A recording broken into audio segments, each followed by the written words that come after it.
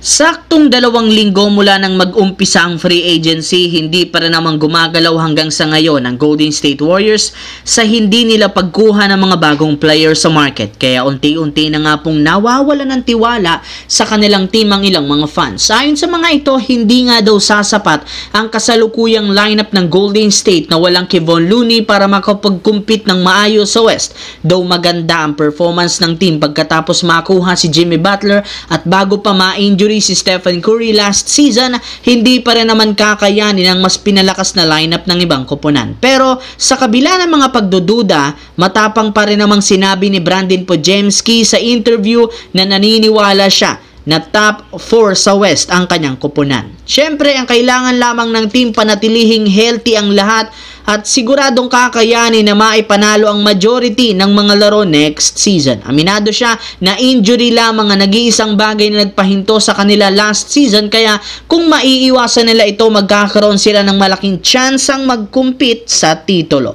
Samantala, kagaya nga po ng napag-usapan natin, meron nga agad 4 na koponan ang nagbigay interes sa trade ni LeBron James mula sa Lakers. Kaya mukhang matutuloy ang trade ni LeBron kung sakali. In fact, kabilang sa mga teams sa pagkuha sa kanya ay ang Golden State Warriors, Dallas Mavericks, Cleveland Cavaliers at ang Los Angeles Clippers. At sa 4 na ito ay ang Warriors pa rin ang may pinakamataas na odds kasama ang Dallas Mavericks. At dahil yan sa ibinulgar na balita ng isang insider na sinusubukan nga po ngayon ni Draymond Green na kausapin at i-recruit si LeBron sa tuwing nagkakasama si dalang dalawa sa isang event. Kaya hindi nga kayo dapat pang magtaka kung magiging matagumpay ang Golden State sa pagkuha kay LeBron sa isang trade. Balak na rin naman talaga ng Golden State noon pa na kunin si LBJ para itandem kay Stephen Curry bago pa matapos ang kanilang karir sa NBA. Sa kabilang banda, alam naman nga ninyo na ilang taon na rin naman na hindi nagiging competitive ang Portland Trail Blazers sa West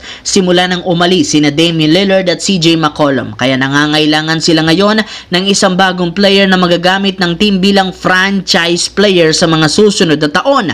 Ilang beses na rin naman silang nagkamali sa pagkuha ng mga manlalaro, pero this year mukhang tumama na ang kanilang naging desisyon sa pagkuha kay Young Hansen bilang 16th overall pick sa nagdaang 2025 NBA Draft. Sa performance pa lang nito sa kanyang debut game sa Summer League noong nakaraang araw, marami na ang nagsabi na siya ang steal of the draft ngayong taon dahil sa laki ng kanyang potensyal na maging isang superstar at masundan ang mga yapak ni Nikola Jokic. Maging ang head coach ng Blazers na si Chauncey Billups, tuwang-tuwa na rin naman sa ipinapakitang laruan ngayon ni Young Hansen dahil sa mapapakinabangan talaga ito ng husto para mapalakas lalo ang kanilang front court next year.